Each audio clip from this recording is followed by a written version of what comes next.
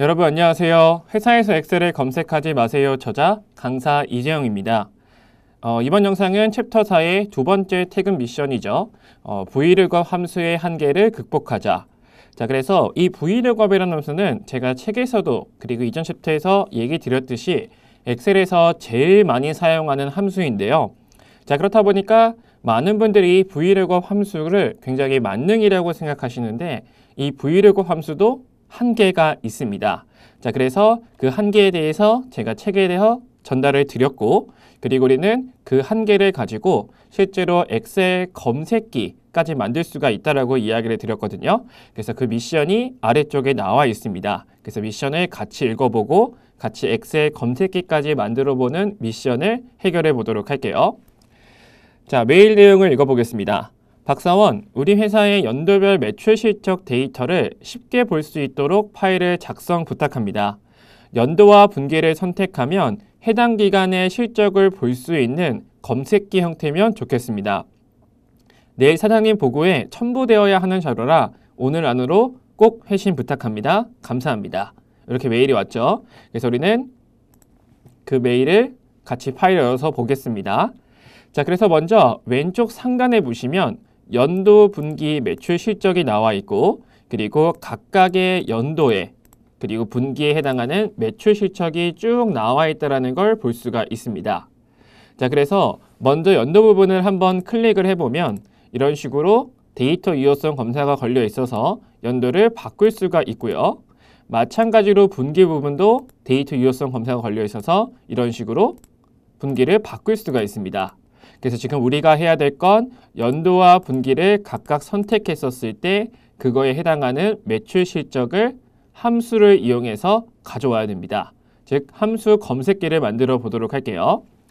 자, 먼저 일단 조건이 연도와 분기이기 때문에 지금 브이룩업 함수 하나만으로는 할 수가 없고, 그리고 데이터상으로도 봐도 할 수가 없다라는 걸 인지할 수가 있어야 됩니다. 그래서 우리는 먼저 표라는 기능과 그리고 인다이렉트 함수를 같이 써야겠다라는 판단이 필요하겠죠. 자, 그래서 먼저 범위를 다 표로 바꿔주겠습니다. 표를 만드는 방법은 표로 만들 범위를 잡아주시고 리본 메뉴 삽입 탭에서 표라는 버튼을 클릭하게 되면 이런 식으로 표 만들기가 뜨고 확인 버튼을 누르면 표가 완성이 되죠. 그래서 범위가 표로 변경이 되고 위쪽에 리본 메뉴에 테이블 디자인이라는 탭이 오픈이 되면 정상적으로 표가 만들어진 겁니다. 그래서 먼저 나머지 연도의 매출 실적 부분도 다 표로 바꿔주고 진행을 할게요. 표 만드는 단축키는 컨트롤 T입니다.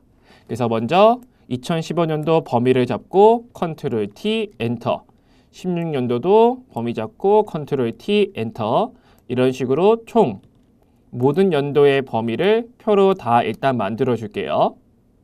단축키는 컨트롤 T예요. 이렇게 총 모든 연도의 데이터 범위를 표로 만들어 주시고, 자, 그리고 나서 우리는 표 이름을 바꿔줘야 됩니다. 바꿔줘야 되는 건 연도와 분기에 따라서 매출 실적이 나와야 되는데 지금 표의 범위를 선택했을 때 표의 이름을 보면 표 1이라고 되어 있죠. 이러면 기준값에 맞춰서 가져올 수가 없기 때문에 표 이름을 바꿔줘야 됩니다. 그래서 먼저 2014년도의 범위에 셀을 하나 선택해 주시면 위쪽에 테이블 디자인 혹은 디자인이라는 탭이 뜨게 될 거고, 클릭한 상황에서 제일 왼쪽에 표 이름을 바꿔주도록 할게요. 자, 표 이름을 표 1에서 언더바 2014라고 하겠습니다. 자, 앞에 언더바를 넣는 이유는요, 그냥 숫자 2014를 입력해 보시면 안 된다라는 창이 뜨거든요. 즉 숫자는 바로 표 이름으로 사용할 수가 없습니다. 그래서 꼭 텍스트라든가 어떤 언더바를 이용해서 표를 만들어 줘야 된다. 엑셀의 기능이기 때문에 맞춰서 진행을 해야 되겠죠. 그래서 모든 표의 이름을 각각의 연도에 맞춰서 변경하도록 하겠습니다. 앞에 언더바 붙이고 연도 이름을 넣어주시면 돼요. 그래서 모든 표의 이름을 바꿔주겠습니다. 언더바 2018, 그리고 또 언더바 2019, 자, 모든 연도의 표를 바꿔주시면 돼요.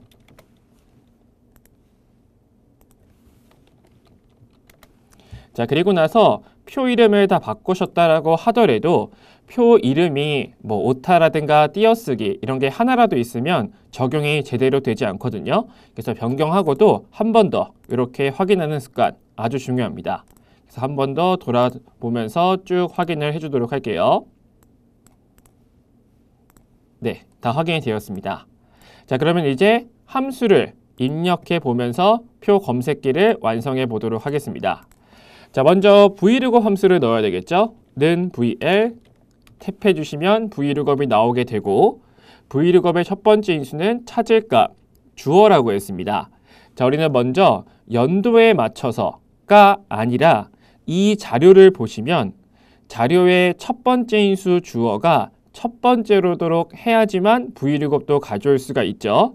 그래서 찾을 값은 연도가 아니라 분기를 해줘야 되겠죠. 분기 부분. 그리고 콤마를 찍고 두 번째 찾을 범위는 이 첫 번째 인수 주어가 첫 번째로 오도록 범위를 잡아야 되는데, 자, 그렇다라고 해서 이렇게 범위를 잡아버리면 중요한 건 찾을 범위가 여기에 한정이 되겠죠. 그래서 우리는 이럴 때 여러 범위를 어떤 값에 맞춰서 움직일 수 있도록 하는 게 indirect라는 함수가 필요하다고 했습니다. 자, 그리고 나서 indirect는 내가 선택한 어떤 텍스트에 맞춰서 범위가 이동이 되고 거기에 입력된 값을 가져오는 거라고 했죠. 그래서 우리는 연도에 맞춰서 이번에는 찾을 범위가 지정이 돼야 되겠죠. 이 연도가 바뀌었을 때 이렇게 범위가 움직여야 되니까요.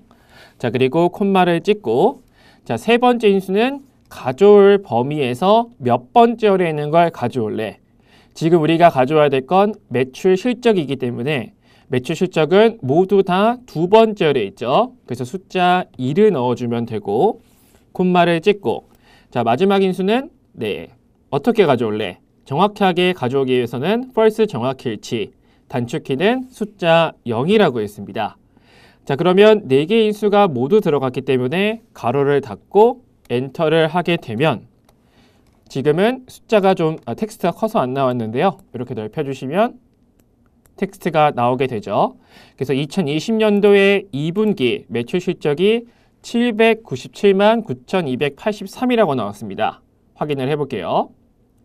자, 2020년도에 2분기를 보시면 797만 9,283 정확하게 가져왔죠. 자, 그러면 나머지도 가져오는지 테스트를 해봐야 됩니다. 연도를 바꿔주시고 분기를 바꿔볼게요. 자, 2016년도에 4분기 매출 실적은 980, 2,573원이라고 합니다. 확인해 볼게요. 2016년도에 4분기를 보면 980, 2,573 정확하게 가져오는 걸 확인할 수가 있습니다. 모두 다 확인되셨죠? 자, 여러분 이렇게 vlookup이라는 함수는요. 제가 한 개가 범위가 여러 개일 경우에 그때마다 우리는 찾을 범위는 기존에 고정을 해놨기 때문에 데이터가 추가가 되거나 수정이 되면 변경을 해준다고 했었죠. 이제 그때 indirect 함수를 사용하게 되면 범위가 추가가 되거나 범위의 위치가 변경이 돼도 그거에 맞게 또 세팅해서 진행할 수가 있게 된다고 이야기를 드렸습니다. 자, 그래서 vlookup 첫 번째 한계 이렇게 해결하시면 되겠고요. 자, 계속해서 이제 챕터 4의 응용은 마무리가 되었고 이제 챕터 5에서는 우리가 고급 함수를 이용해서 자동화 파일을 만들어 볼 겁니다. 그래서 거기에 해당하는 퇴근 미션이 굉장히 어렵기 때문에 책 열심히 읽어보시고 그리고 미션을 같이 해결해보는 영상을 보시면 좋을 것 같습니다. 자, 그러면 저는 다음 영상 챕터 5 첫 번째 퇴근 미션에서 인사드리도록 할게요.